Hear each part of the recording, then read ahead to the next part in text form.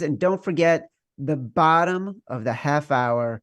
We got the touchdown show with Gilles Gallant, Brian Matthews, Charlie Disturco, talking about all the best touchdown props you need to bet today. Last week, folks, that group was on fire. They killed it. They were up 5 units on the touchdown show.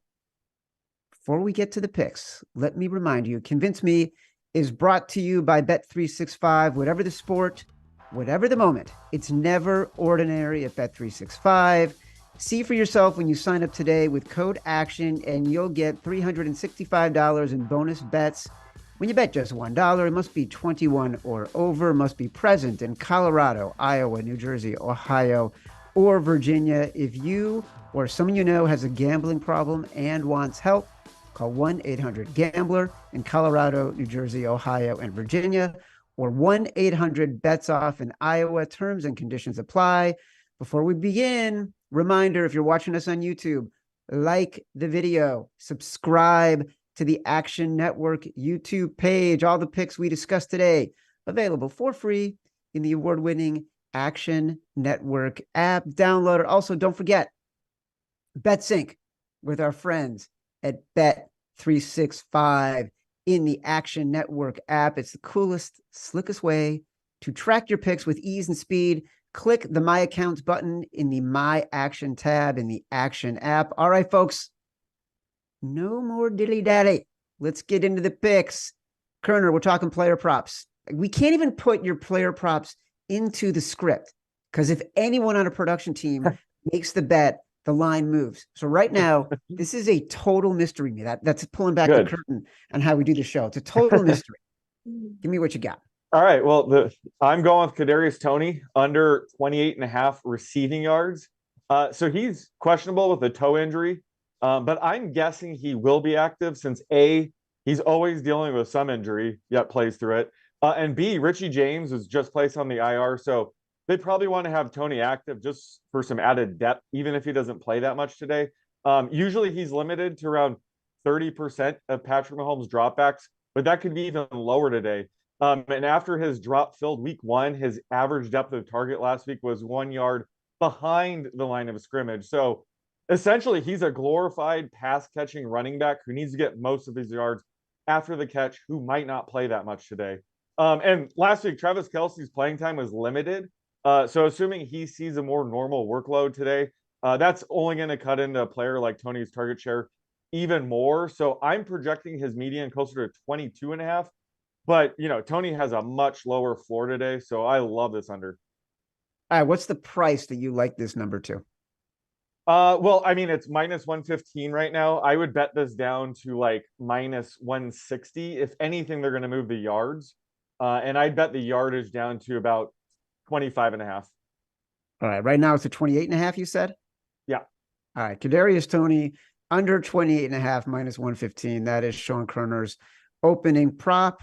Simon Hunter, give me yours. Chad, I'm going with Zay Flowers over receiving yards. This is a guy who, right now, they have his number set below 60. He's crossed that number in both his first 2 games he's played his NFL career. So this is a guy that at any moment he could take a ball from their side of the 20 all the way down the field to the other side of the 20. So he's just an explosive player that I believe was ranked too low by the books coming into the season, and they've been paying for it. Back-to-back weeks, he's keep going over. And even last week, against a really good defense in that Bengals team where they were trying to take away Zay Flowers, eventually they found him in that offense. And I think, again, even with the weather, there's no real wind in Baltimore. That's what I was worried about this one. Like, I was looking at Christian Kirk's over with Zay Jones out for the Jaguars. Like, that's another over I like. But if there's no wind in Baltimore, I love this number for Zay Flowers. So I'm looking at a team in, say what you want about the Colts, right? Really fun story. 1-1. They got Minshew in there, the backup. Their secondary is atrocious, Chad. Like, I don't know if you've been following it. Their defense has given up the second most fantasy points right now to receivers. And number 1 receivers, they've given up the most yards in football to teams' number 1 receivers. With Odell out, that makes Zay Flowers, presumably, the number 1 receiver for Baltimore. So when you're looking at this matchup going against a really bad secondary, and now we're talking about a guy who at any moment could break away, I love this over for Zay Flowers. So you can either get at 53, 54, 55. It's been going up since Odell went out. As long as it's below 60, I love this number, Chad. Well, Simon, you had a great stat that I don't think you said in the script, talking about the Colts defense, number one receivers in the first 2 weeks for the opposing team, averaging 120 yards per game against the Colts. And Zay Flowers has been one of the most exciting new players in the NFL. Every time he catches the ball, it feels like he's able to make some moves that get him downfield very quickly, no matter what the depth of target was. I like this one, Simon. I like it a lot. Let's see if Raybon can give me a player I've heard of and a total that is relatively high and makes me want to bet the over. Can you do that, Raybon? The odds are minus 1,000 that I don't, because we're going with Brandon Johnson under 19.5 receiving yards. Brandon Johnson, by the way, is a wide receiver for the Denver Broncos. And he is the guy, you might remember, that caught the Hail Mary on the tip ball from Russell Wilson last week. That put him at 66 yards. But if he doesn't catch that, he's at 1 reception for 16 yards last week. Now, that was with Jerry Jeudy, being eased in. And Jeudy only ran around on 84% of the dropbacks. That should go up. But also, Marvin Mims went 2 catches, 113 yards, and a touchdown. But he only played a few snaps in that game. And Sean Payton said, he wasn't in the plan as much, and we got to get him more involved this week. So if you look at Brandon Johnson, he's had 2 catches on 2 targets for 71 yards, including that Hail Mary on targets 20 yards down the field or more. His other targets this year, 4 targets, just a dot of 6 averaged up the target. So this is a guy who most of the time he's going to catch balls underneath and in the red zone. Last year, for example, he had 6 catches for 42 yards on the season. He's usually a low dot guy. So I think that in this game, he's going to lose snaps, and he's just not a guy that gets targeted much per route. So give me under 19.5. I take it down to 16.5. All right, Koerner and Raybon, before I make my choice, I'm leaning Zay Flowers right now, and I have some reasons for doing it beyond what you guys have delineated here in your arguments. But Koerner, first for you, what is your projection on Zay Flowers? And then Raybon, I want you to give me your projection on Zay Flowers. So my median for him is just a few yards below 52.5. So it's 49.5 right now, but I can never fault people for wanting to invest in talented rookie wide receivers, especially early in the season. So I wouldn't blame you for going with that, but our ugly unders are more likely to hit, in my opinion. Wow, that's the closest thing to opinionated mean Koerner has ever said about someone else's pick. He basically said, I don't like it, but I don't want to make you feel bad if you choose it. No, Raybon would not sugarcoat it. Raybon, give me your Zay Flowers projection. 51 yards. 51 yards. All right. So in any case, Simon says bet it to 60. It's at 52.5. You know what? I'm going Zay Flowers over. That a boy. I want the name. I want to root for something. I can't wait. Zay Flowers over, but don't worry. There's very specific logic as to why I chose that one. All right, let's get on to our sides here. Koerner, give me your side. So I'm going with the Broncos +6. They have the biggest luck ranking differential this week of 28. And since 2018, road teams with a luck differential of 28 or more are 12-1 against the spread. Plus, Russell Wilson's playing well. Like, he currently ranks inside the top 8 in most of the key quarterback metrics I like to look at. And have to figure he only gets better as he gets more comfortable in Sean Payton's offense. And like Raybon mentioned, he just got his top receiver in Jerry Jeudy back last week. And the Dolphins will be without Jalen Waddle today, who's ruled out with his concussion. Which I think is a massive blow to their offense. I have them worth around a point against the spread because this is a very, top-heavy passing attack with Tyreek Hill and Jalen Waddle. This is actually the first time they'll be without either wide receiver in the Mike McDaniel era. So it's gonna be slightly easier, I guess, to slow down Tyreek Hill without having to worry about Waddle. They're gonna need wide receivers like Braxton Berrios, River Craycraft to step up. So it's a pretty massive drop-off without Waddle in the lineup. Plus, there could be some rain in this game, which could also slow down the Dolphins' passing attack. So I'm projecting this closer to Broncos +4.5. So I'm going Broncos +6. Let's ride. Fellas, I don't want to tip my hand, But wow, do I love the Broncos this week. Simon, go ahead. Well, Chad, maybe I can interest you in a really, really ugly dog. How about an underdog who's starting their backup quarterback and they're 0-2 and they're on the road in Seattle? Carolina Panthers, Chad, give me it to me. +4.5, +5. If you can find the +5, I'd grab it. I know people always talk about it's a dead number.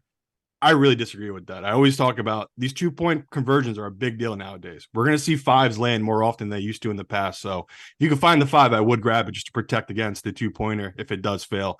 Looking at this matchup, Chad, it's strictly based on what the Seahawks don't have. The Seahawks don't have a good pass rush, and their secondary is terrible. And this is a great spot for this Carolina team that they've been looking for poise at the quarterback position. Like, as bad as they've looked, I don't think they're as terrible as people perceive. I think that's more of a Bryce Young issue, right? Now we have Andy Dalton come in, the Red Rifle, the guy who, say what you want about him, he plays really well against the Seahawks team. He's 3-1 in his career against the Seahawks. And if you look at him, how he plays, if you can get a running game going, that's where Andy Dalton really shines. And in this matchup, I think they'll be able to run the ball against the Seahawks team that they have been better this season. I don't think they'll be great here in this spot against a team that is looking to move the ball. Even when they're losing, they're still running the ball, the Panthers. I think they've run the ball 40% of the plays this year just because of Bryce Young. They're trying to protect against that rookie quarterback. On the other side, I see this opening up offensively. Like with Andy Dalton stepping here, these wide receivers, I think, will be able to attack downfield. With a rookie, you have feeling for all those quick in and out routes. I just love this number so much for this Panthers team. And we always talk about, Chad, it's the 0-2 teams. It's the really desperate teams we like back in here in week 3. And this is going right along with Chris and Sean. It's an 0-2 team that's desperate at a plus number. I'll take that +5 every time in this spot. I don't know what it says about me, Simon, but when you open it up saying, give me an 0-2 team on the road, cross country with a backup quarterback, that immediately says to me, oh, of course I have to bet that. It's almost like a trigger. It's like a Pavlov response. All right, Raybon, what do you got? All right, Chad, give me an 0-2 team on the road that has not been within 11 points of their opponent in either game. It's lost both games by double digits. That's the Houston Texans, taking them +7.5 at the Jacksonville Jaguars. And I think Houston's been playing better than the overall numbers and results show to a degree. If you look at them, they outgained both Baltimore and Indianapolis in their first 2 games. You look at C.J. Stroud, obviously the best rookie quarterback right now, but interestingly enough, he's been better than Trevor Lawrence in EPA per play, completion percentage over expectation, QBR through the first 2 weeks. And Stroud is going to be improving. Lawrence has his, one of his top wide receivers out in Zay Jones. The Houston offense has been better than Jacksonville's in EPA per play. So it's ugly, but you see this all the time in week 3. Dogs that are 0-2 straight up and against the spread, like Houston is, 44-26, 63% since 2005. And Trevor Lawrence, has a winning against the spread record as an underdog. As a favorite, he's 2-6 against the spread all time. And he is 0-4 against the spread when the Jags are favored by 4 or more. So he's never covered. This would be the first time covering a spread this big if the Jaguars are able to win by 8 or more. Well, look, you guys sort of hit the trifecta, if I can use a term of art for our little show here. You all gave me 0-2 teams. You all gave me quarterbacks of varying degrees of suspect. You all gave me teams that are in really challenging spots, desperate situations. There's an old betting axiom. You got to get the best of the number. And I love the Texans in this spot, but I loved the Texans more at 9.5, which is what I got it at. And you can check the Action Network app, follow all of our picks in the Action Network app in real time as we're making them during the week. I love the Texans at +9.5. And the Seahawks and the Panthers, like that game was at 7. And then the news about Dalton came out and this number's been hit. So I feel antsy that I didn't get the best of the number there. And for better or for worse, the one number that has stayed consistent all week, which is also my favorite pick of the week because of the luck rankings, because of Sean Payton, who is the second most profitable coach the past 20 years as an underdog. I love the Broncos in this spot, desperation spot for everybody in Denver against the Miami Dolphins. Give me the Denver Broncos +6.5 traveling to Miami. All right, Darren Rovell, Evan Abrams, let's go to the Action Network news desk. Darren, take it away.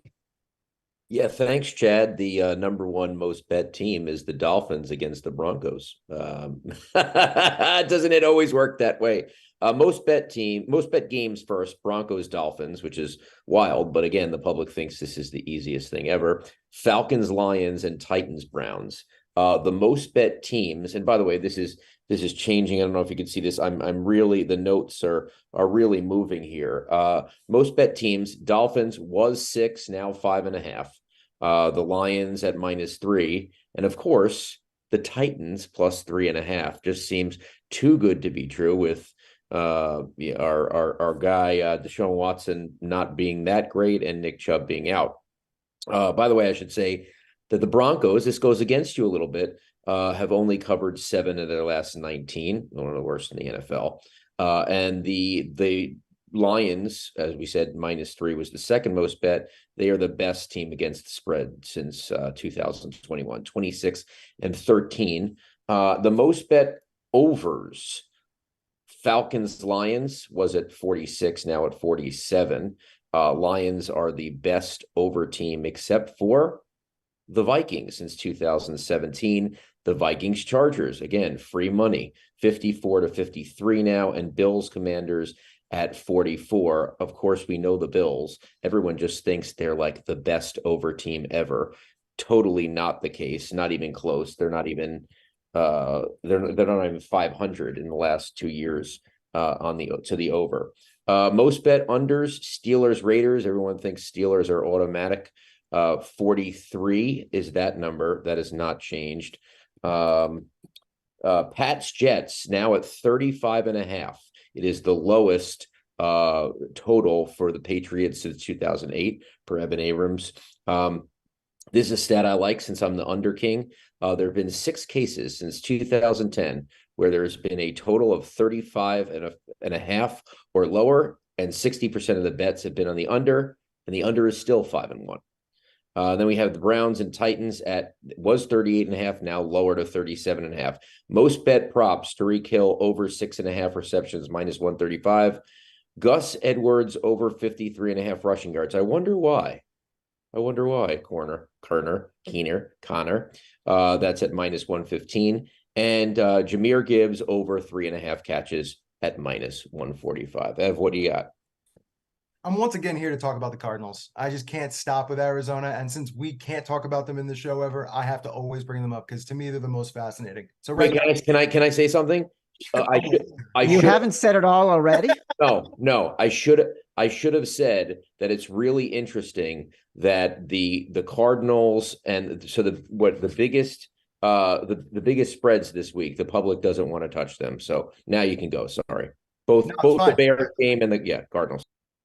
According to Action Network, 17% of tickets on Arizona. So no team has closed with 25% of tickets or fewer in their first 3 games, which Arizona would since 2012.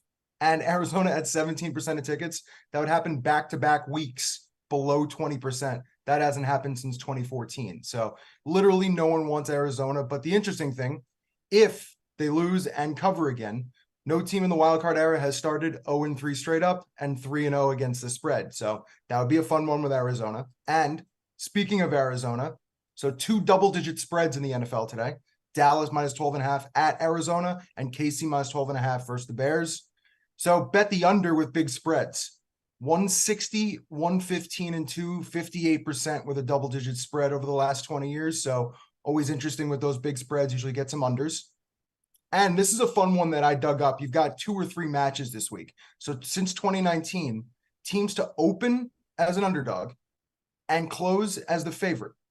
37 and 73, 33.6% since 2019. Now, we use the opening numbers, so the look ahead. So that's the Jets, who were -4.5, now underdogs.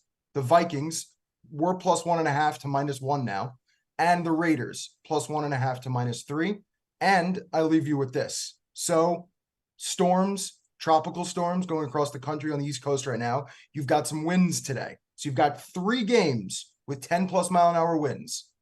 Green Bay, Cleveland, and the Jets. Games with 10 plus mile an hour winds, 105 and 63% to the under in the last 3 years, and 56% over the last 20 years. So get some unders today, maybe some low scoring games like Darren mentioned, that 35.5 in New England. So let's see if it gets there. You know what makes this preview show so great and lives up to the billing of all the stuff, none of the fluff? How many other NFL pregame shows have an actual meteorologist on standby to talk about the weather? Kevin Roth, our in-house meteorologist, take it away. Hey, what's up, everyone? RotoGrinders chief meteorologist Kevin Roth here with your action weather update. It's a busy week 3 of the NFL. We've got what was Tropical Storm Ophelia moving through the East Coast, and that's created some issues for some of these games. I think a lot of people are focusing on the game in Baltimore and Washington. That's Indy at Baltimore, Buffalo at Washington. Those are 2 games where the storm is weakening as it moves through. So I think the rain at most is just some lingering sprinkles or showers. It's probably mostly a dry game. If you're looking for a game on the East Coast that will be impacted by Ophelia, I think that game is going to be New England at the Jets. That's the one where those winds are sustained around 15. Winds are going to be gusting up to 30. And there's a better chance of running into more legitimate rainfall in that game as well. There's also a bunch of other games that I think are flying under the radar that are still impacted by the weather. That includes the games at Miami, at Tampa, and in Green Bay. All 3 of those games, the wind's not a huge issue, but there's a chance for legitimate downpours in each and all of those games. So that's something we're going to be watching here as we get right up into lock and right up into kickoff of those games. And then last but not least, Carolina at Seattle. This game should start dry, but it does look like steady rain likely moves in during the game. So in particular, the second half of that game, I think, could end up playing relatively wet. I'm going to be providing updates, of course, on RotoGrinders and on my Twitter at Kevin Roth WX as we get a little bit closer to kickoff. All right, Kevin, thanks very much. Look, guys, it's the perfect segue. It's almost like we planned it to talk about totals with Ophelia battering the East Coast. It's going to impact a lot of these games. Koerner, tell me your totals take. So I'm on the Eagles Bucks under 45, and week 3 is actually when we could start getting more comfortable with luck totals. And this game has the lowest luck total of week 3 at -11, which means both of these teams have scored quite a few more points than their play-by-play data would suggest, which indicates that there could be some value on the under here. You know, the Eagles offense has been surprisingly mediocre this year. They only ranked 13th in DVOA, and they benefited a ton from turnovers this year. They've had 2 touchdown drives this year that they needed to go less than 30 yards, and they had that pick 6 in week 1. So their scores have been a bit inflated due to, you know, luck type of plays. And I expect them to get more sacks going forward. They rank top 4 in pressure rate, but rank bottom 10 in sacks. So that's going to give, I expect, a much higher sack rate going forward. I had already circled this as my favorite under of the week, and then I found out Adrian Hill will be reffing this game. So once again, Adrian Hill since 2020, 32-19 now to the under. 2-0 this year. One of these weeks, Chad, you're going to join me on these. They're great. He calls offensive holding at a very high rate, and Tampa Bay actually leads the league on offensive holding calls this season. So going up against this ferocious Eagles pass rush, Adrian Hill's ready to throw a flag whenever they get grabby. There's going to be multiple holding calls in this game. I'm projecting this closer to 43.5. And as Kevin Roth mentioned, you know, there could be some rain in this game as well. Koerner, it's like you're just playing to the audience of one when you throw in a ref stat. I don't even know if it worked yet this year, though. It's very possible there is nobody named Adrian Hill, and he's never been on a football field. But if you just said that to me, I might believe you and want to take this pick. Simon, do you have an Adrian Hill buster of an argument? I'll try my best, Chad. I do want to take an under here. I like this Browns-Tennessee under, and we've seen it just been dropping. When it opened up, it steadily kept dropping every day since it opened, and maybe the weather plays a factor of that, but I think it's also that people are just wise to it. When you're looking at this matchup here, it's 2 quarterbacks people do not trust. Like, who really trusts Tannehill? Who trusts Watson? And then you look at the defensive matchup. Tennessee has an incredible D-line. I don't think people understand enough how great of a D-line Tennessee has. And on the flip side, Cleveland, the public does know now, right? I think everyone saw that Pittsburgh game, and they're kind of understanding now that Cleveland's team That's their strength, that Jim Schwartz defense and that defensive line with Myles Garrett. So looking at this matchup, we already have Tannehill, who I do think he did bounce back right in that game, right, going downfield. The Browns have such a better secondary than the Chargers. So, okay, we're going to make the Browns team try to force this Tennessee to be one-dimensional, run the ball. Perfect. That's what we want for our under. On the flip side, the Browns aren't going to be able to run the ball. Like, not only did you lose Nick Chubb, now you're going against one of the best D-lines against the run in football. So when I'm looking at this matchup, I just don't see either team really getting to 20 points. And that right there, you start building that down. It's like, okay, how do we see this game finishing? Is it 2017? Is it 17-14? Whatever number you're projecting out, it's going to be under this total. So looking at this matchup right here, it's just a perfect case of we have bad weather coming in with high winds coming off the lake effect. And then we have two teams with struggling offenses with quarterbacks we don't trust. So totally makes sense. This number is dropped. I still think you're getting a great number. If you can find the 38.5, there's one really public book out there that still has it. Our book we're sponsored here by is 38. I still would take that number. As long as you're not taking the 37.5, I think the 38 is the key number here to me. You know who was all over the Titans D-line before the season began and consistently called out how great Jeffrey Simmons is on that Titans team? Chris Raybon. He loved the Titans D-line. Kudos to Raybon. What's your argument for your pick?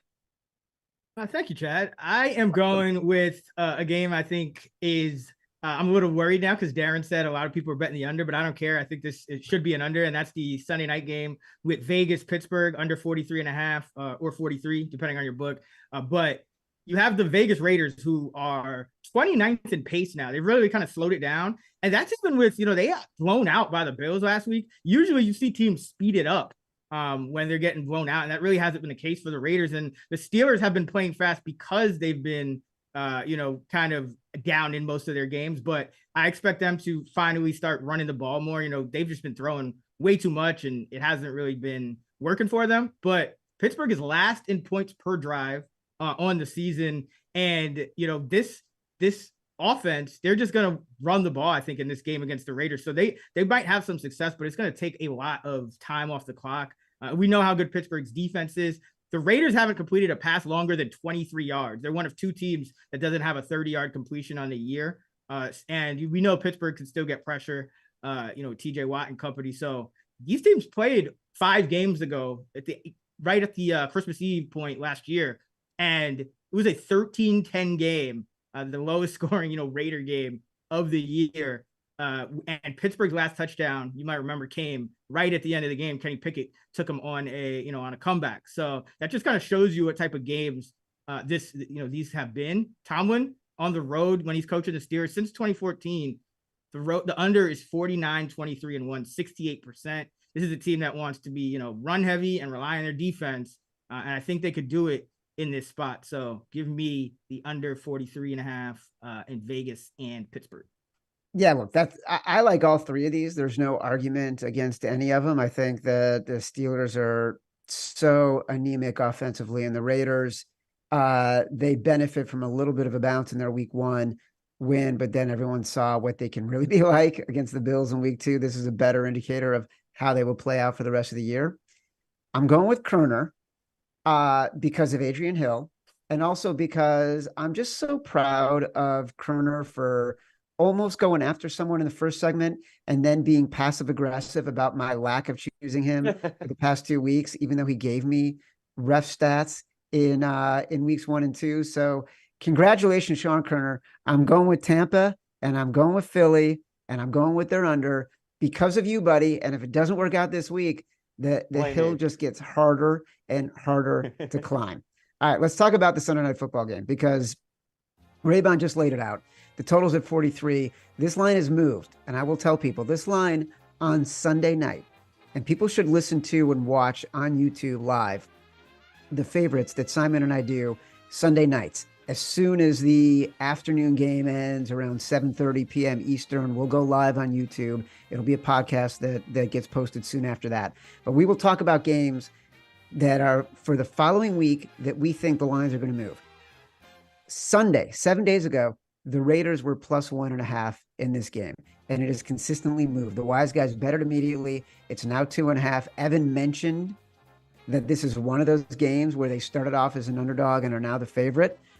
If there's 3 games this week, 1/3 of those, that team is going to cover. Let's assume it's going to be the Raiders. Let's hope it's going to be the Raiders.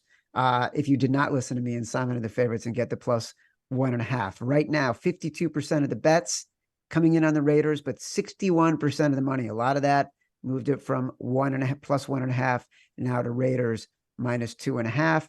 Koerner, listen, you're the winner today. So go ahead. I don't even know what the pick is. So perfect. Fire away. Even better. Yeah. So I'm going Calvin Austin. He's the wide receiver for the Steelers to go over 2.5 receptions at -145. Ever since Deontay Johnson went down in week 1, it's been Austin who's essentially taken over his role. He's averaged 3.5 catches a game, which is exactly where I'm projecting him here. The Raiders have allowed 9 different pass catchers to clear this number. It's not that big of a number to clear. So I'm not scared away from the -145 price tag. I'm actually projecting this closer to -200. All right, Simon. Yeah, my guy Chris took my under. I love primetime unders. I was going to take the under this game. That's a great pick. So I won't give you the Vegas because I think the value's gone now. That's -3. Like, you should have been listening all week. You could have grabbed it at -1.5, -2.5. Now that it's at 3, we don't do pushes here, Chad. So I'll go first half with Vegas. Canada is one of the worst scheme coaches ever. If you go back and watch all of his team's opening drives, that should be the easiest drive for any quarterback, right? The opening drive, it's all game script. That should be really simple. Pittsburgh is terrible at opening drives. And on the flip side, Vegas, that's where they're really good. I mean, you saw it in that Bills game. They drove right down the field, scored a touchdown, then they do nothing the rest of the game. That's like Josh McDaniels special. So I'll try to take the cheat here. Just go with the first half. Take a -1, -1.5. Vegas at home after a bad loss. I think they're going to come out firing against this Pittsburgh defense that has a lot of questions. And this is a great spot for Josh Jacobs to get right against a really bad run defense. I don't mind it. I don't mind it at all. I'm down on Matt Canada, down on the Steelers offense. Raybon, what do you got? Yeah, speaking of down on the Steelers offense, I think they're starting to get a little bit down on Najee Harris, whose snap rate has been decreasing, each week. So now there's reports that Jaylen Warren will get more involved on early downs, and all 5 of Najee Harris's targets have been at early down. So I'm going with the under 10.5 receiving yards. In week 1, he had 2 catches for 2 yards. In week 2, he had 1 catch for 0 yards. So it's just not really been successful. If he loses early down work, it could make it even tougher.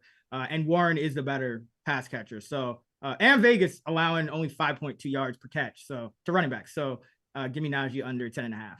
Yeah, I actually love this. This is the pick for me, is Najee under 10.5. Last week, Jaylen Warren, his receiving total was 12.5. He got that on the first play. Shout out Charlie Disturco, who's coming up in the touchdown show. He also talked about that in one of our pregame shows for the Monday night game last week.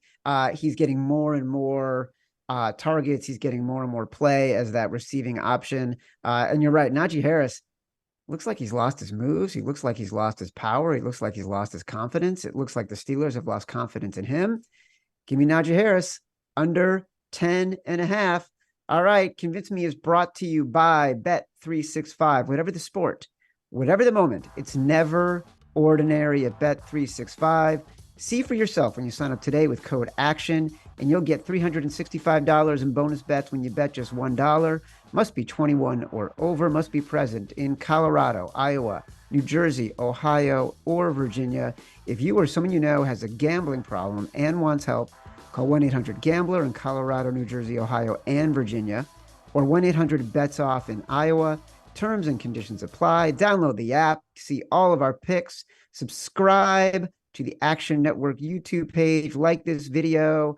Stay tuned for the super red hot touchdown show coming up right now.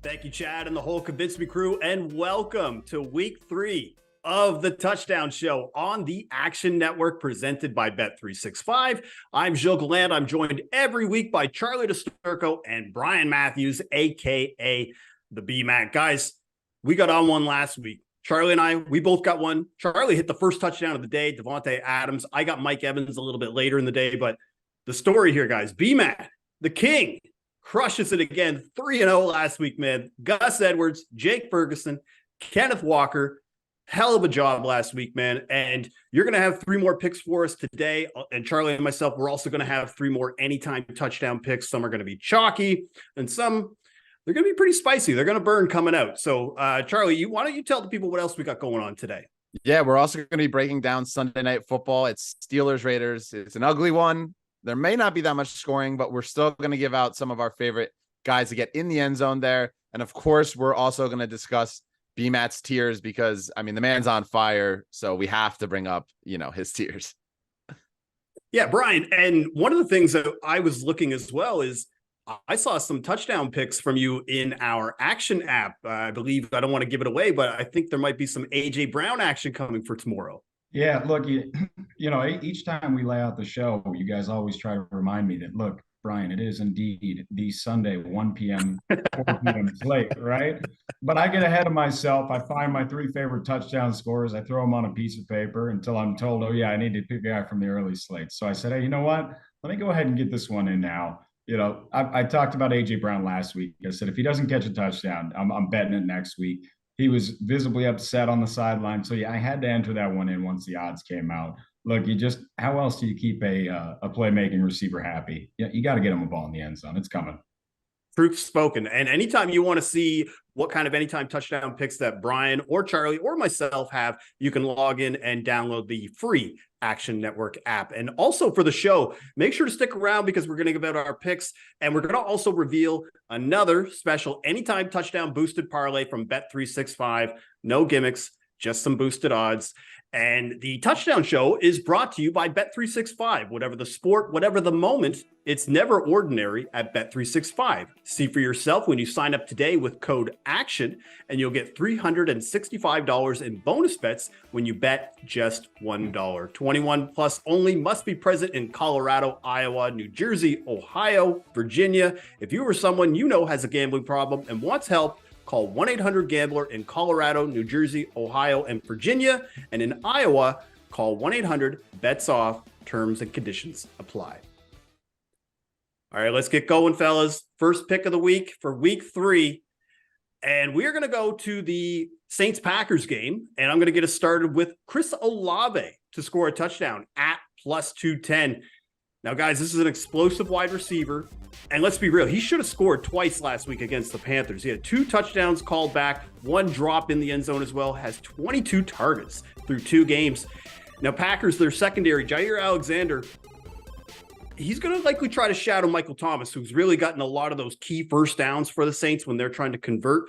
And Ritter and Fields, they had 4 expected passing touchdowns combined, but only 2 scored on this defense. And part of the reason why we're still getting plus 210 rather, is because of how many targets that Thomas gets. And honestly, Derek Carr in the end zone in the scoring position hasn't been that great, but I do trust in him that he could find Chris Olave and be able to make a play. So Chris Olave at plus 210 is my first touchdown bet of week 3. Charlie, why don't you take us home here? Yeah, so I like a rookie running back in this Falcons-Lions game, and I'm going with Bijan Robinson at plus 111. Listen, the man is pure electricity. We thought that he was going to get a lot of carries early on because of the high draft stock that he's been giving. Well, he's slowly taking over that lion's share of the carries. Week 1, a little bit of a surprise, 33 snaps to Algiers 29. Week 2, that number jumped up to 59 snaps versus Algiers 36. Yes, it's a crowded backfield with Algiers, and he's more than capable of scoring as well. But I'm expecting a close to 66-33 split here. Atlanta runs the ball at the highest rate in the NFL. And I think that's the biggest key here. They run the ball nearly 57% of the time. Ritter holds them back a lot because of his, passing game. But Atlanta knows what they're going to do. They're going to play smash mouth football. They're going to run it down anyone they can. And Bijan has been that guy. And you look at this matchup here. and why I think even Jahmyr Gibbs is also live to score. Both teams rely on their running backs, and they're going to use them heavy. Detroit, they're 31st in DVOA against the passes to running backs. They're about league average on the ground. I think this defense that's also extremely banged up. Multiple secondary players are out. So that leads to that explosive runs that we've seen out of Bijan be able to reach the end zone. I think he's going to get plenty of work here. He had 19 carries and 4 receptions in week 2, 6 receptions in week 1. So he's no stranger to being a workhorse. I'm expecting him to get in the end zone here. So plus 111. I love him here today. Bijan is so electric too. And the fact that we're still getting him at plus odds, given what we've seen, especially because he's a bit of a public darling as well. A lot of the fact that we're getting plus odds, I think is a great spot here. So kudos to you, Charlie, for finding that. Brian, please tell us, what are we doing here? Because 3-0 last week, I need to know, what pick are we starting off with? All right, look, we're not gonna break anyone's minds here, but look, Justin Jefferson has yet to score a touchdown. Yes. I mean, it's only a matter of time. He should have scored last week.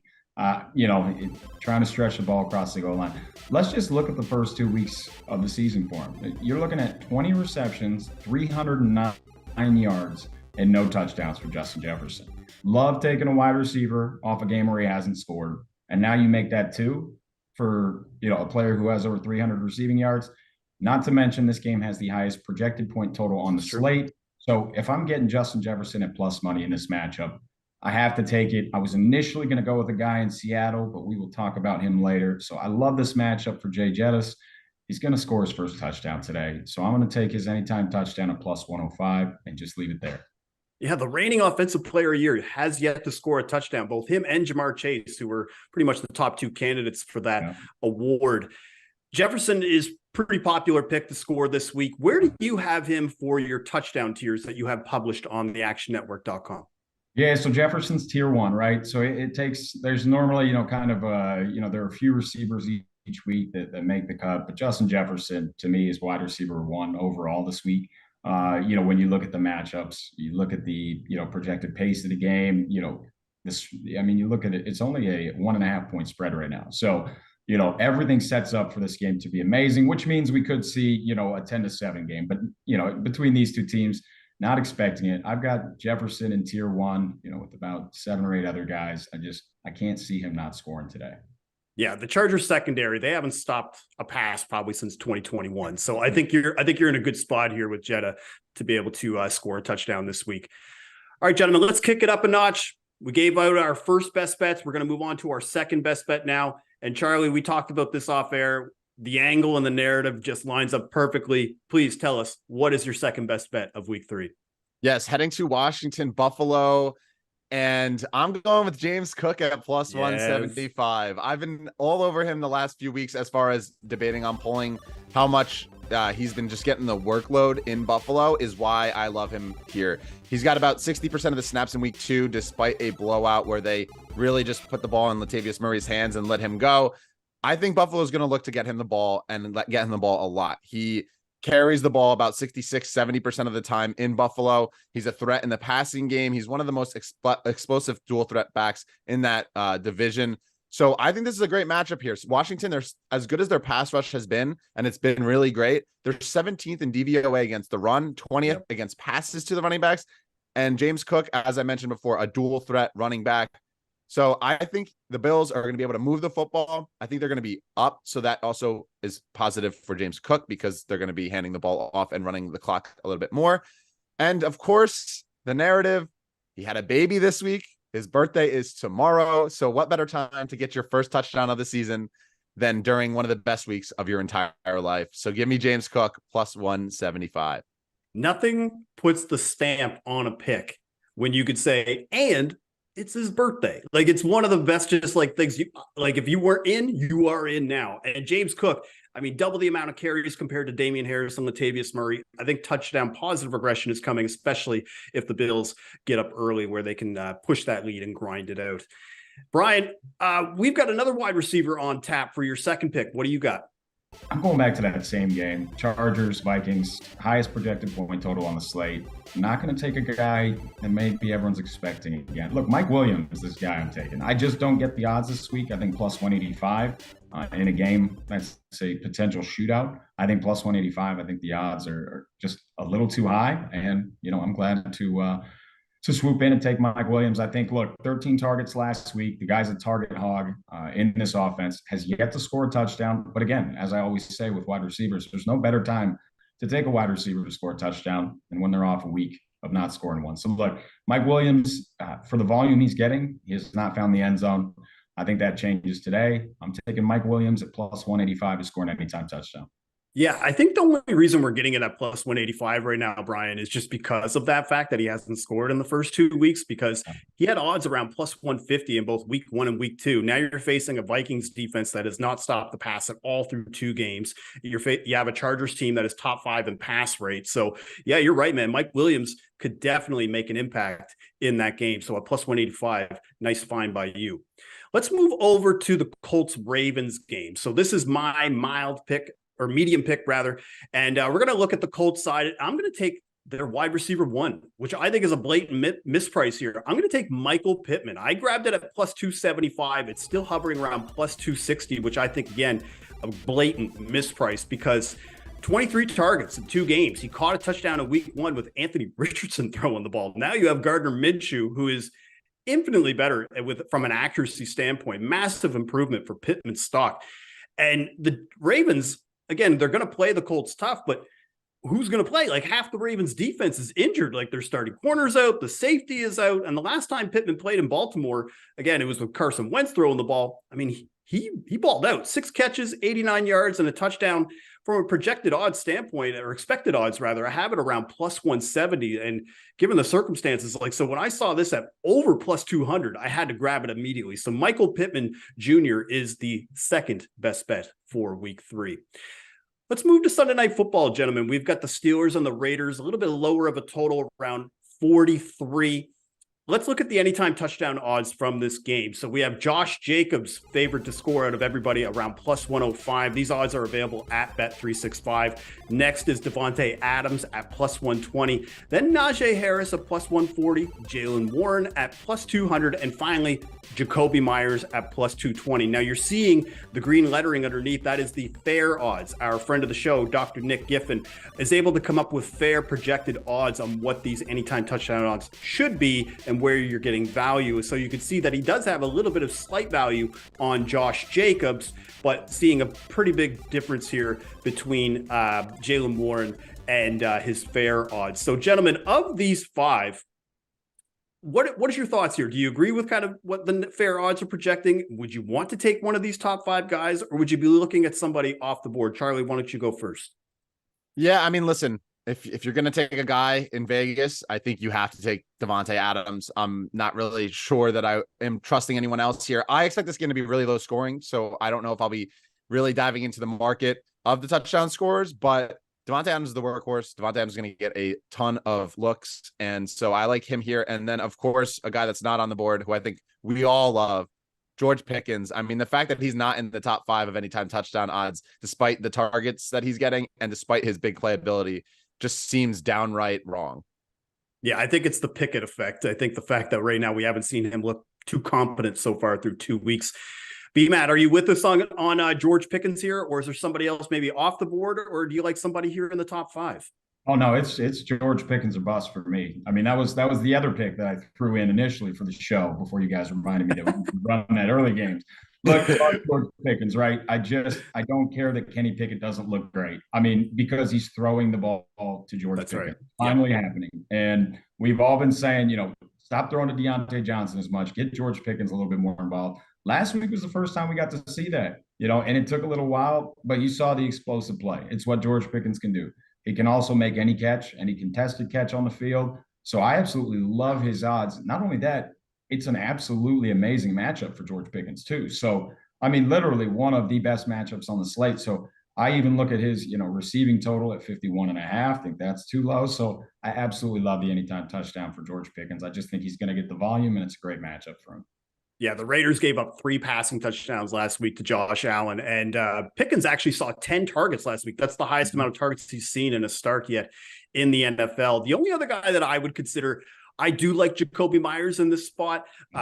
Jacoby Myers, week 1, 10 targets, 2 touchdowns, really lining up in the slot and lining up all around. And the presence of Davante Adams, we saw how much they missed Jacoby Myers in week 2 because they could not move the ball at all outside of being able to get Davante Adams to convert on the opening drive. But they missed Myers really bad in this matchup. He's been a target machine ever since he's been in the NFL, especially with the Patriots. So I think Jacoby Myers is somebody, just based on the volume alone, full practices all this week, that would be the other guy that I would consider.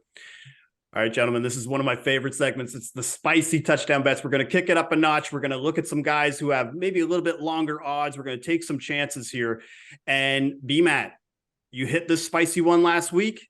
Let's see what you got for week 3. All right, there are a few factors at play here with my next pick. It's a guy that I've been talking about all offseason. I remember he torched my USC Trojans in college to the tune of over 200 yards, and it might have been 2 touchdowns, but at least 1. Dalton Kincaid. This guy, to me, it's not the most amazing matchup. It's not one you look at and say, oh, but look, this guy is in the Bills offense. He has been getting fed his red zone targets. He's 3rd on the team in red zone targets, and when you watch Buffalo, they get down near the red zone fairly often.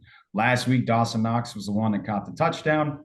Look, I just feel like you got to get your star young player, involved. I think, last week, looking at his production, it only went up, right? 7 targets, 5 catches. I like that. So I'm looking at this game and I'm saying, look, I think Dalton Kincaid is finally breaking through. So at plus 300, look, I'm going Dalton Kincaid anytime touchdown. And the other factor at play here, I have a son named Dalton, so I don't overlook that in the equation. So this is kind of the gut feel, right? Like we were talking last week. So look, I got to go with the gut here, right? Dalton Kincaid anytime touchdown at plus 300. Yeah, with the Bills offense, it's kind of Coke and Pepsi if you're choosing Kincaid or Knox for a touchdown in a given week, because they took a first-round pick on Kincaid, so they know that you're not going to take him in the first round unless he's going to play. But then the year before, they paid Dawson Knox, so you got to play him too if you pay him. So it's kind of like, all right, whose turn is it going to be this week? And Kincaid has clearly been a guy that has the trust of the Bills offensive staff. So solid look here. I'm going to look at a tight end for the afternoon slate, and I'm going to go to the Cowboys game, Cowboys and Cardinals. This one is a little gross. He used to play with the Eagles, so I'm not really sure how I feel about him personally, but as a touchdown scorer, I love the odds here. I'm going to take Zach Ertz at plus 450. And Zach Ertz, it's kind of just by default. He leads the team in targets. He's still playing over 70% of snaps, which is pretty impressive considering he came off that ACL injury last season. But that looks to be in the rear view mirror for him as now, because he's playing, again, majority of snaps over Trey McBride. And as much as it pained me to see Trayvon Diggs get injured this week, the one bonus is that means that slot corner in the secondary is going to be a little shorthanded now, and they're going to be the depth wise. And once you get past James Conner and Marquise Brown on the Cardinals, it gets pretty gross for scoring options. Now the Cowboys, they're favored by 2 touchdowns. The Cardinals likely get into a pass heavy script in the second half. If they get down by a couple scores, that should open things up a little bit more for Ertz. And from an odds perspective, so again, I just want to remind everybody, I track the touchdown odds every week. He had odds of plus 310 in week 1 against the Commanders and plus 300 in week 2 against the Giants. So now we're up to plus 450, and this just feels like a little bit of an overreaction based on what we've seen from Dallas the first 2 weeks and their defense. And Zach Ertz, again, he played with the Eagles. He torched them many times in his career, so I think he could do it again. Give me Zach Ertz at plus 450. Charlie, you're looking at another player or wide receiver from the afternoon slate. What do you got? Yeah, so this one, my spicy pick, it's going to be a rookie wide receiver in that Seattle game. I'm going with Jackson Smith and Jigba at plus 320. A lot of this, he was hurt. He fractured his wrist in the preseason, and a lot of people didn't think he'd be ready for the start of the year. And I think that led to his snap production being low. He had just 30 snaps in week 1. But we're starting to see him get an uptick in not only targets, but also snap participation and route participation. Week 2, that number jumped up 10. I think that's going to jump up again here. DK Metcalf also injured. He likely going to play because he did practice on Friday, but just another player that's banged up that might not see a full snap count, which plays a beneficial role to JSN. And what's interesting is despite his limited snaps, the Seahawks make sure to get him involved in the offense. He's getting 5 to 6, 7 targets a game. He's getting these short passes. And I think we're forgetting how explosive he is and how explosive he was in college and how much he can just break one for a long gain. He's got a great matchup against the Carolina cornerbacks here, the slots. Troy Hill, he had a PFF coverage grade of 64 or lower over the last 3 years. Jeremy Chin, he last season, a PFF coverage grade of 58. Both of them allow, 70 to 80% reception rates. And I think this is a blatant misprice. Just looking at him versus Tyler Lockett, they're very comparable players. He has a 1 yard per route run, Lockett 1.05, yet his price is nearly double. So I like JSN getting a lot of looks here, especially with the rain and the weather. We could see him getting a lot in the short game, and that plays beneficial. So give me JSN plus 320. I'm expecting the rookie to finally find the end zone. Yeah, this felt like a misprice when we talked about it off air. And I think part of the reason too is being third on the depth chart when you know that DK Metcalf and Tyler Lockett are going to be involved. But I think it's also too because this rookie wide receiver class has been so good with Zay Flowers and Jordan Addison, and they've had somewhat success in the opening 2 weeks. He kind of gets lost in the framework of these impactful wide receivers each week. So I think JSN, solid pick, way to end our best bets for week 3. But now, boys, the boost is loose. Bet365, anytime touchdown, boosted parlay. And we've got 2 players that we are going to put for this. The first one is going to be Travis Kelce, and we're going to pair him with Kenneth Walker, BMAT's guy. It was at plus 208. We've got it boosted up to plus 233. And boys, we know all too well that Kelce is a touchdown machine. He caught one in his first game back, 12 touchdowns last year. And boys, the Bears defense, they're horrible. They're not going to be able to shake it off. Justin Fields is not ready for it. And Kenneth Walker, he scored twice last week, cashed in for the BMAT. Seahawks can move the ball. And the Panthers, they're going to know he's trouble as soon as he walks in. So Charlie, I have to ask you, do you go back to December when thinking of this parlay? Look what you made me do, Gilles. I mean, listen, tis the damn season for the man to break out and have the game of his wildest dreams. I mean, the Chiefs, they are banged up. They don't really have many options. So Kelce's the guy. Kelce's the guy you're going to have to back here. He's going to get all the red zone looks, the majority of them, that is. And he's a touchdown machine. We've talked about him plenty on the show this year. Last year, when you were with Nick, we talked about how many times he got in the end zone. So listen, hopefully Kelce puts away his cruel summer of chasing Taylor Swift aside and focuses on scoring a touchdown here for our boost. And I'll let B-Matt take it away with Kenny Walker and his guy at the end. Man, goodness, guys, I appreciate the swift recap there. Look, Kenneth Walker III, that's my guy again. I mean, to me, this matchup, you're going against Carolina. They have a terrible run defense. The Seahawks are going to run the ball. I mean, this guy was given 7 carries, in the red zone, ended up scoring twice. You look at the weather too, right? A little bit of rain coming in. It's only going to play to the advantage of a running back in the run game. I think, Kenneth Walker maybe should be a little further in the negative here. So I love Kenneth Walker III in this matchup. I think he even might score 2 again. But look, love the boost, fellas. I think we've got 2 good ones. Well, I think you really, I love the confidence too in Kenneth Walker because you were so confident in this play. We talked about this off air. You were thinking about making him your best bet of the week. And the fact that we now have him in the boost and we've got a little bit better odds now as a result is definitely a ringing endorsement, especially when we have fair odds around plus 220 for this parlay. And the boosted parlay and the touchdown show is brought to you by Bet365. Whether the sport, whatever the moment, it's never ordinary at Bet365. See for yourself when you sign up today with code ACTION, and you'll get $365 in bonus bets when you bet just $1. 21 or over, must be present in Colorado, Iowa, New Jersey, Ohio, Virginia. If you or someone you know has a gambling problem and wants to help, call 1-800-GAMBLER in Colorado, New Jersey, Ohio, or Virginia. And if you're in Iowa, call 1-800-BETS-OFF. Terms and conditions apply. All right, gentlemen, that's all for today. 3 picks from me, 3 picks from Charlie. We've got 3 picks from Brian. We're going to see you next Sunday at 11:30 a.m. Eastern as part of the Action Network Power Hour. And if you missed Convince Me, you can take that little timeline button and you can go back, or you can rewatch the show on our YouTube channel, or you could download the free Action Network app and you can catch all of our content there and get all of our picks in one place.